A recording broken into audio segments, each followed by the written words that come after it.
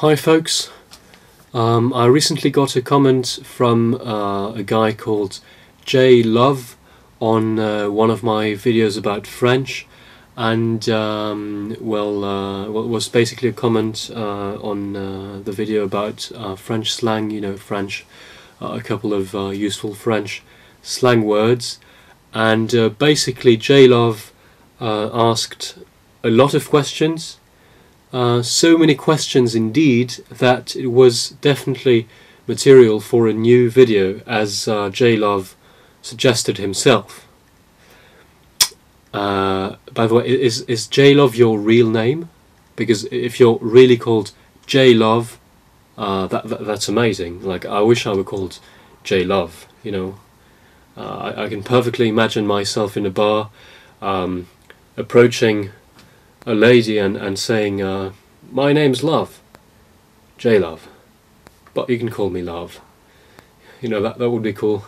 But anyway, so the reason why I'm making a video to answer these questions is, well, not just that there are a lot of questions and that I have sufficient material to make a new video just about this, but also because I think he raises quite a few very interesting points, and I think my answer to these questions is going to be interesting not just for him but also for basically any learner of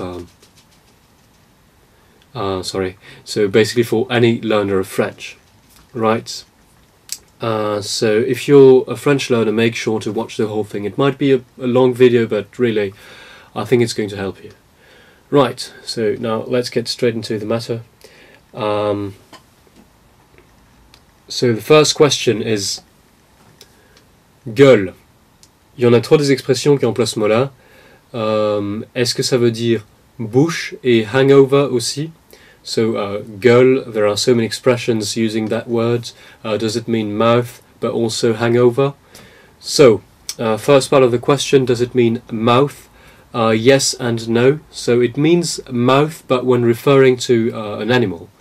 So you could also translate it as muzzle in English. So that's the original meaning. Now this word is, as you said it yourself, so this word is used in many expressions, extremely popular in the spoken language. So when it's used in a familiar way, it can also mean face when talking about a person, right? So it can have a very negative meaning. So you could say something like, "Ce mec, il a vraiment une sale gueule." So this guy's really got an ugly mug. So literally, une sale gueule is literally a dirty face. So in that case, this word would obviously sound very insulting. Now, the meaning is not necessarily negative, right? So you could also say things like il a vraiment une bonne gueule. So literally, he's really got a good face. So in this case, gueule just sounds familiar, but it doesn't sound vulgar or insulting. It just, just familiar. Yeah, so when you say in French that someone has une bonne gueule, you generally mean that this person is, you're generally not just talking about his face, but rather saying that this person is nice in general, so that this person looks nice in general. So a person who has une bonne gueule in French is generally a kind person, sometimes also a funny person, right? I'm sorry, by the way, if I might be looking at the text quite often, but answering all these questions requires a certain structure, and I definitely can't remember all these things, so I have to look at the text from time to time. Sorry about that. So yeah, I can't talk about the word girl. That's what happens when I'm talking about French in English. Either I have a French accent in English or I have an English accent in French. Anyway, so I can't talk about the word gueule without mentioning the expression ta gueule, which means shut up. It's I don't think you should use it yourself as long as you're learners of French, but you have to know. So it means shut up. And actually the whole expression is ferme ta gueule, so which is roughly close your mouth. But people generally say ta gueule, so shut up. If you use when you use the whole sentence ferme ta gueule, it's even more insulting. Like it's really rude and aggressive if you say ferme ta gueule. Like really, I wouldn't do that if I were you. I think I rarely say such a thing myself, because ta gueule, shut up, can be used in a friendly, teasing way, like in English. For example, anyways, someone is teasing you, and you answer, "Oh, come on, shut up." You can do that. It's not really insulting. It's just friendly. But ferme ta gueule, so close your mouth, on the other hand, is really aggressive. You generally don't use it even in a friendly way. Right. So I guess I'm done with the first part of the question. Now the second thing was, does it also mean hangover? So my answer is going to be much shorter. Hangover in French is gueule de bois.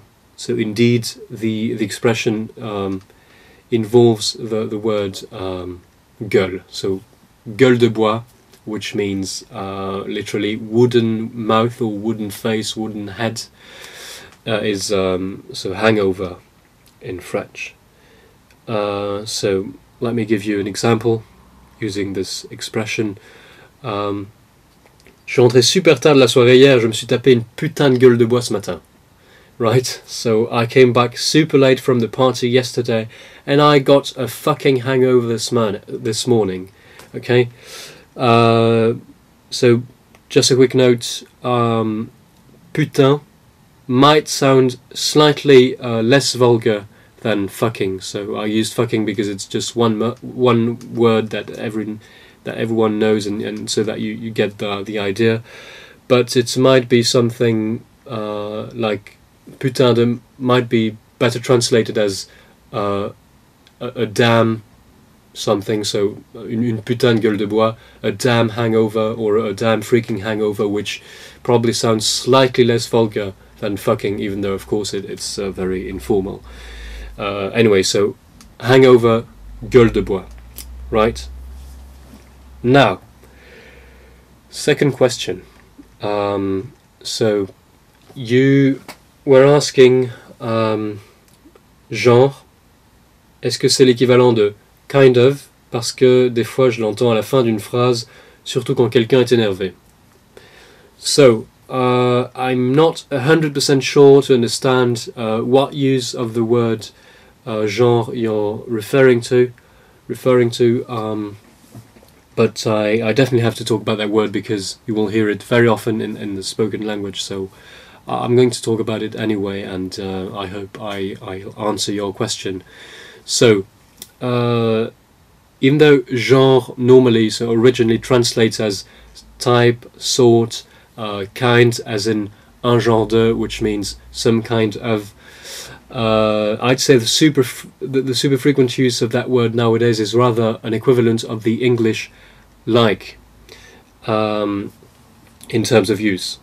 So very much like the word like in English, the use of the word genre in French has dramatically increased in the past maybe 10 or 20 years, I don't really know, but nowadays it's like the English word like. Some people just use it all the time, and tend to sometimes abuse. I mean they tend to say it a little bit too often, exactly like the word like.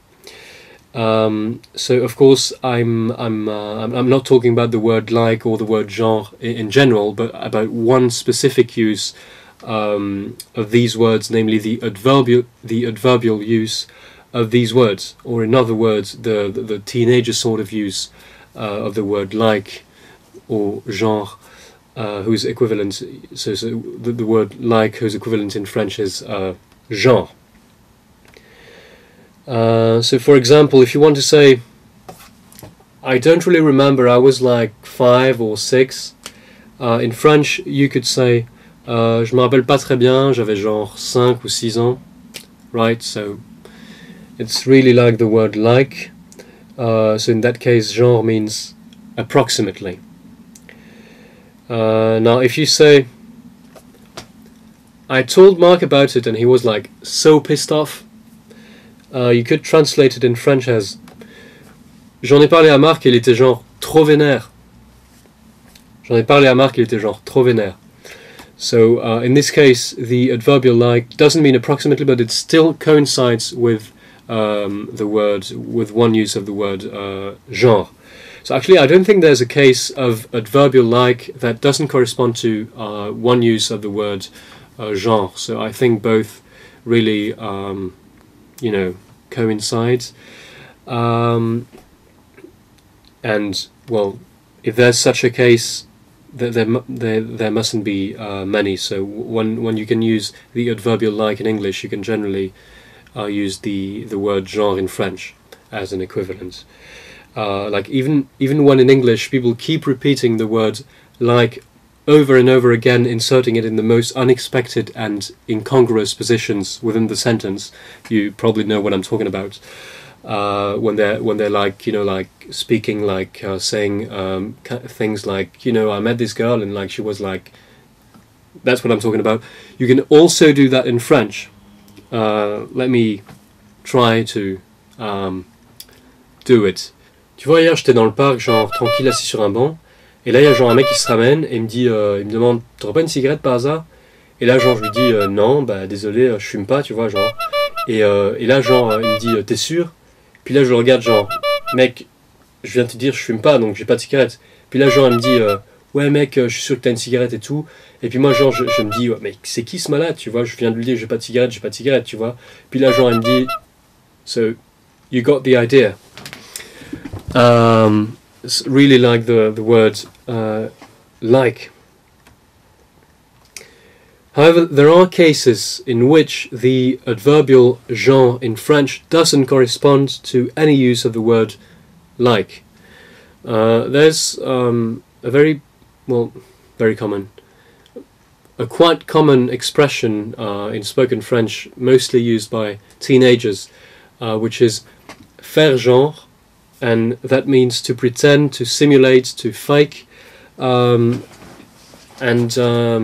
so you can use it in cases like, so you could say, let's imagine you're playing football with friends, and suddenly one of them, you know, falls on the grass while there was nothing. You know, he's just pretending that someone touched him, but actually nothing happened. You know, so in that case, what you could say in French is, vas-y, arrête de faire genre, mec.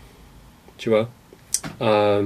Which means, come on, stop pretending. Vas-y, mec, arrête de faire genre. See? So that's what it means. Now, another use, another example. Ouais, ce mec, il fait tout le temps genre, il a pas d'argent pour gratter du fric à tout le monde. Ce mec, il fait tout le temps genre, il a pas d'argent pour gratter du fric à tout le monde. This guy keeps pretending he hasn't got any money to get people to pay for him. See, so faire genre something, to pretend that something. So you can use it either alone or with some sort of complement. This word now can also be used at the beginning of a statement to indicate that you don't believe in it, right? So let's imagine that so a friend of yours had to call a guy called Paul, and it's really important. It's a very, you know, like he just has to talk to him for 5 minutes, but it's really important. And so you just ask him, so did you call Paul? And the guy answers, oh, I'm sorry, I didn't have time to call him, I was too busy, you know. And you want to say, what? And you want to answer, so you're trying to tell me that you didn't even have 5 minutes to call him? obviously you don't believe it's possible. You're sure that if he really wanted to call him, he definitely had the time. So in French you could say, so you're asking, t'as appelé Paul? So did you call Paul? Non, j'ai pas eu le temps. No, I didn't have the time. J'étais trop occupé ces derniers temps. I was too busy. These days. And what you could answer is, genre t'avais même pas 5 minutes pour l'appeler. Genre t'avais même pas 5 minutes pour l'appeler. So it's like saying, so you're trying to tell me that you didn't even have 5 minutes to call him, right? So that's one way in which you can use the word genre, and actually you don't even have to use it at the beginning of a statement. You in this case you can even use that word alone to like just to meaning that you don't believe in what the person has just said. So let's imagine that you asked a friend to search for a book for you because you don't have time to do it yourself, but you know it's rather easy to find, and you just ask him if he can do it for you. And so you ask him, did you find the book? And he answers, je suis désolé, j'ai cherché partout mais j'ai rien trouvé. I'm sorry, I've been searching for it all over the place, but I didn't find anything. I couldn't find anything. And what you can answer in this case to show him that you don't believe him, like that you don't believe he's been searching for it, and that actually he's just been, he hasn't done anything for you, you can answer genre, like, yeah, I mean, just meaning, yeah, I don't believe you. So, je suis désolé, j'ai cherché partout mais j'ai rien trouvé. Genre. See, like this, with that kind of intonation, genre. So yeah, in that case the word genre denotes skepticism, right? So I guess, so to come back to your original question, J Love, I guess it might be the use of the word genre you might be referring to in the original question, since people can sound rather angry in these circumstances. So when like they want to show that they don't believe in something, that they might be, you know, angry. Although it could perfectly be used in a friendly, ironical way as well. You know, when you're teasing someone, you can also use it in that way. But yeah, I'm not 100% sure about which use of the word genre you were referring to. But well, you can definitely tell me after the video if I didn't answer your question. But I think I've covered pretty much any use of the word genre. So yeah. Now the next question was Houlà, oh là là, c'est quoi la différence et est-ce que c'est péjoratif parce que nous aux États-Unis on pense que ça a un rapport avec l'amour. So Houlà, oh là là, what's the difference, and is it pejorative because we in the United States think that it has something to do with love. So yeah, basically these expressions are mere interjections in French, and they don't have a pejorative meaning at all. So yeah, just, you know, normal interjections. And yeah, apparently the interjection "oh la la" is very famous in the United States and in English-speaking countries in general. And yeah, it seems to represent a stereotypical French sound or expression, and indeed apparently American people, as I have observed on the internet with you know, I've seen some jokes about this and a few American posts mentioning the expression "oh la la" on Facebook or, you know, on the internet in general, and it turns out that American people think this expression has something to do with sex or love. And I really wonder why, because it really doesn't have anything to do with love or sex, like really nothing. So yeah, I really wonder why you guys think that, because it's just, as I said, an interjection. It's as meaningful as whoa, oh, geez, you know, that doesn't really mean anything specific. It's like whoa, oh, geez, really, it's an interjection. So, but let me tell you when you can use it, like in which cases, but because even interjections, although they don't really mean something specific, you can't use them, you know, you can't use any interjection in any situation, of course. So I'd say oh la la and ooh la la are pretty much like oh my god. So that's what you might say. For example, someone spilled his beer on the ground, on the floor.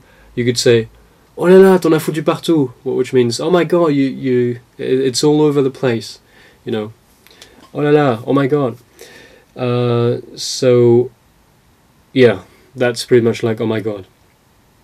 Now Houlà, on the other hand, Houlà is rather used when something bad or dangerous might happen or might have happened, right? So let's say you're in an open car in a safari in Africa, for example, and you see a lion quite close to the car, and the lion goes, you know. I hope my imitation of the lion was good. You might say Houlà, you know, meaning whoa, this lion looks quite dangerous. See, so that's one way in which you can use the interjection Houlà, generally when there's some sort of danger. Now, it doesn't really have to be. It doesn't have to be something serious. So it doesn't have to be a serious threat or danger. It can be something very simple, a tiny little thing from the everyday life. So to come back to the example with, you know, to come back to the beer example, if you're holding a beer and you know, for some reason you almost spilled it, like you hit something and you almost spill your beer, you might go Houlà, you know, meaning oh, I'd better be careful, you know, I almost spilled it. Houlà. See what I mean? So that's how you use that word.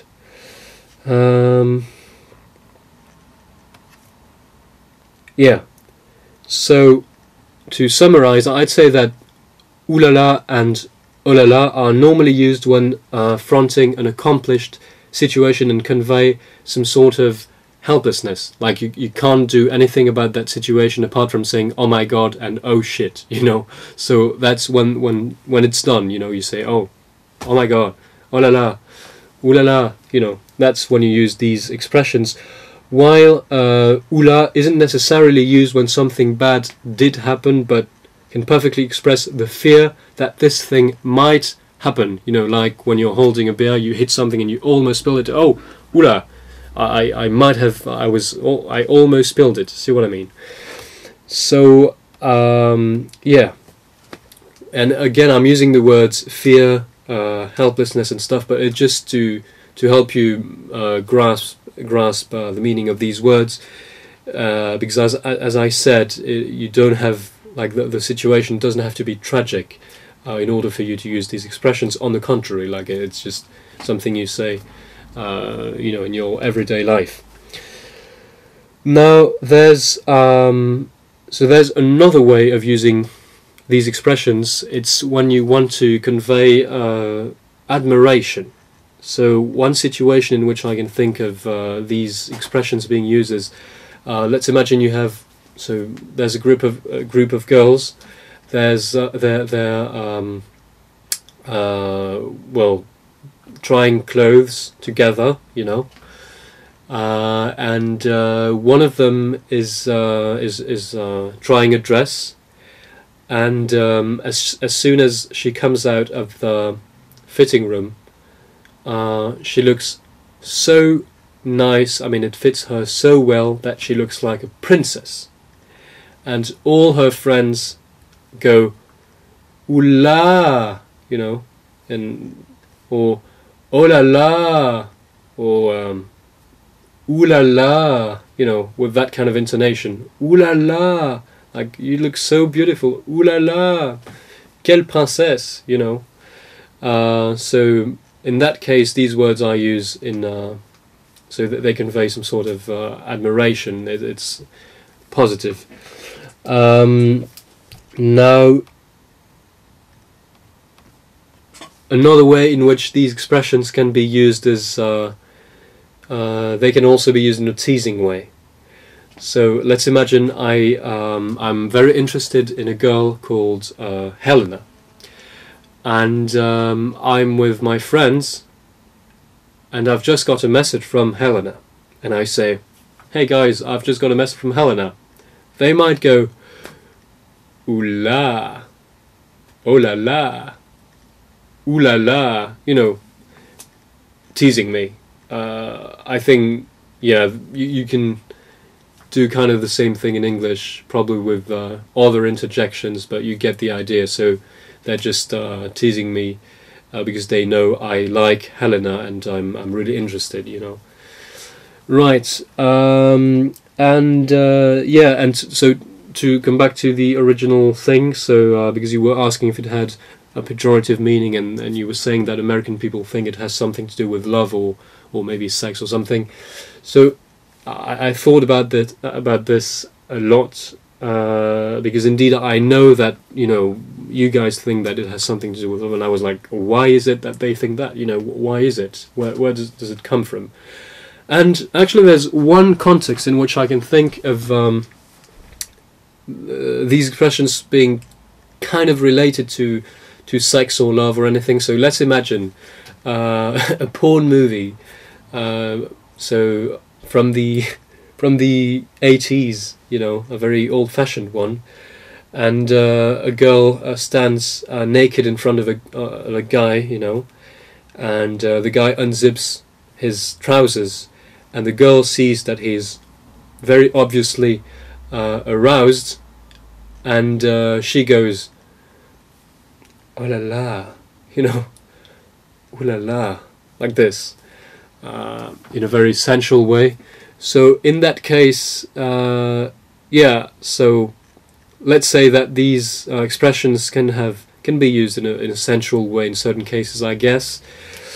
But now I have to say that many words can be used in a sensual way. Basically, you can say pretty much any sentence in a sensual way. Like you could say, you know, "I love cheeseburgers," you know.